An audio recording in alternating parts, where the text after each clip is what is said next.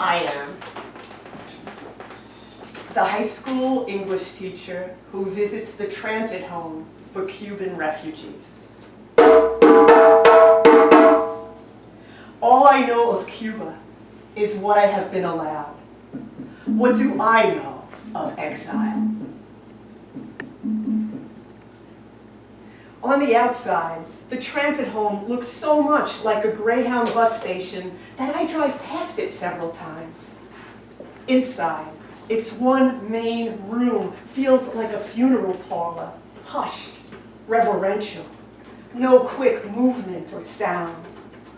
I had imagined it would be teeming with Cubans trying to live daily lives behind fences, but almost no one is here.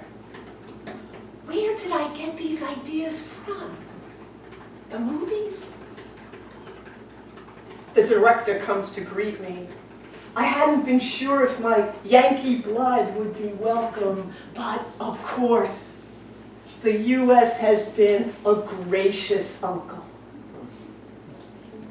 Propped against the wall facing the door, I see two canvas-wrapped large inner tubes boarded by old wooden house slats and a rusted bed frame. Everything tied together with torn sheets. What does it take to be pushed to the sea for air? Photographs line the walls. Makeshift rafts, battered rowboats, close-ups of blistered skin and red-edged sores. Smiling faces at brightly decorated arrival celebrations. A dead son lying against the white shroud of his coffin. Jagged bullet wounds.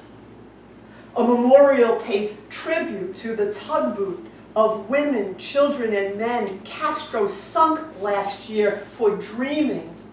The explanations bilingual. Even with my limited Spanish, I see that the English translations pale.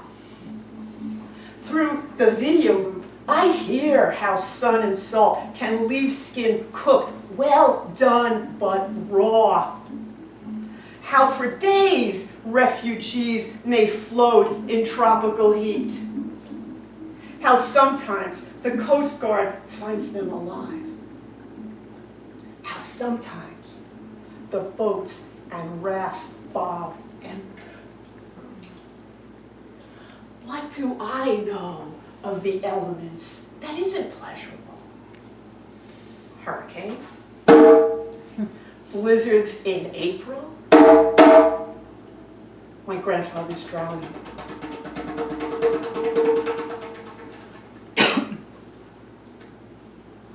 Habla español? His soft voice asks.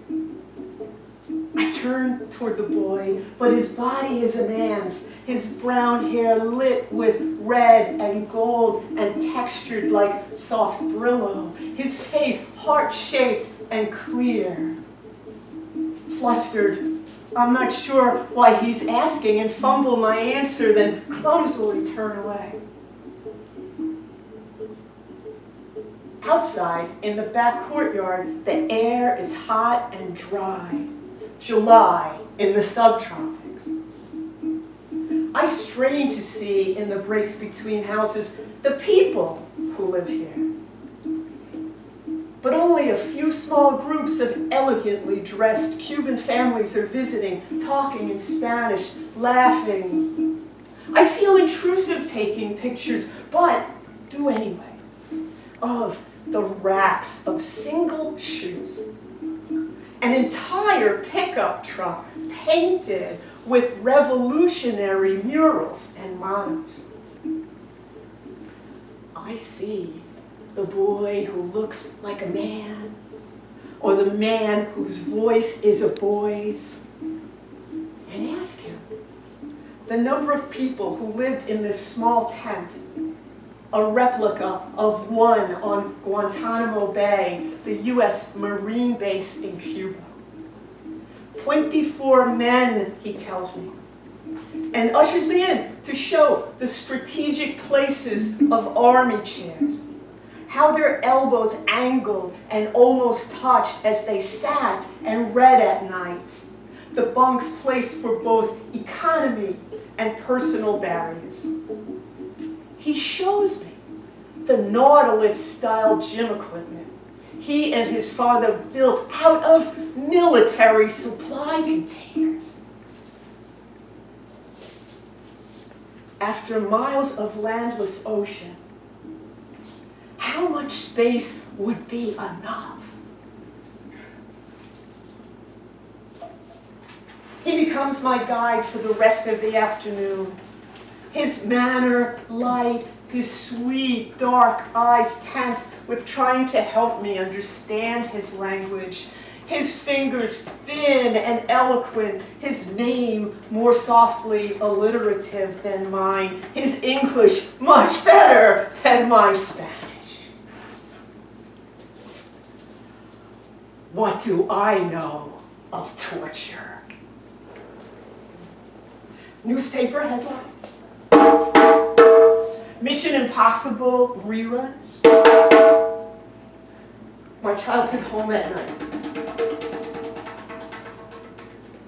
He tells me of 3 days on a rowboat in the Caribbean Ocean and Florida Straits that can get diabolic with wind, with waves that can sweep your boat empty, with sharks just waiting.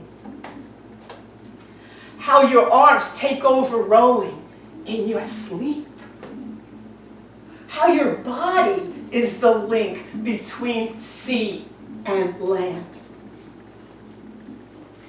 How the Coast Guard in a helicopter rescued them and took them to the US base back in Cuba. How, after a year, he was transferred here. How grateful he is. I am searching my life for ways to meet him.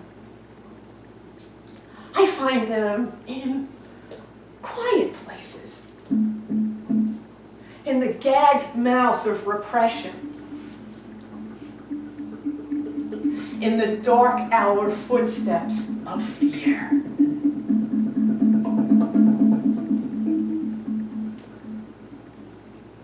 He pulls up his muscled rowing arm, slender hand close to his ear. Call, he means, and gives me a card with the refugee center's number, for he lives in this compact complex of museum, infirmary, and small, eye-popping blue cottages.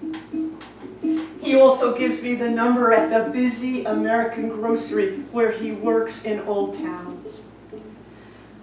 How will we speak when I can't see his eyes?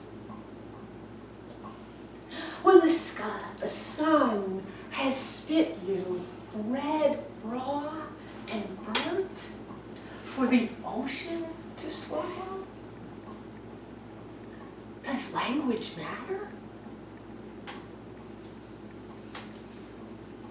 Is it a barrier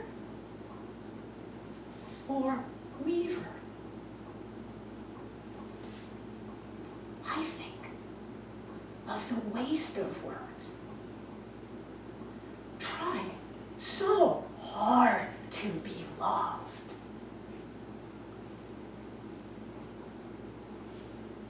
Could it be as easy as a gesture?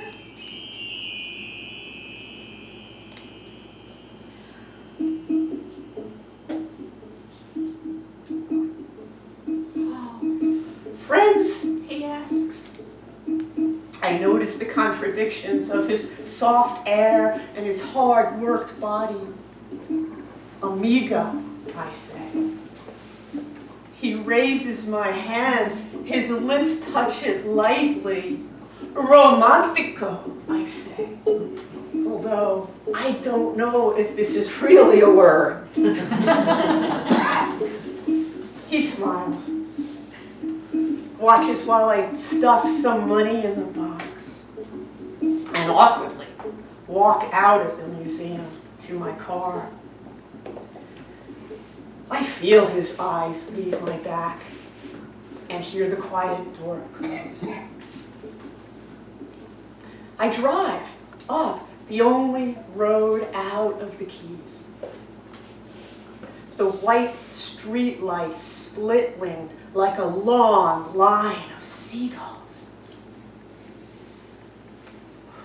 And head toward the pull of pineapples, mangoes, bananas, something sweet to mash against my teeth. Go a ways before I even realize it's the wrong direction.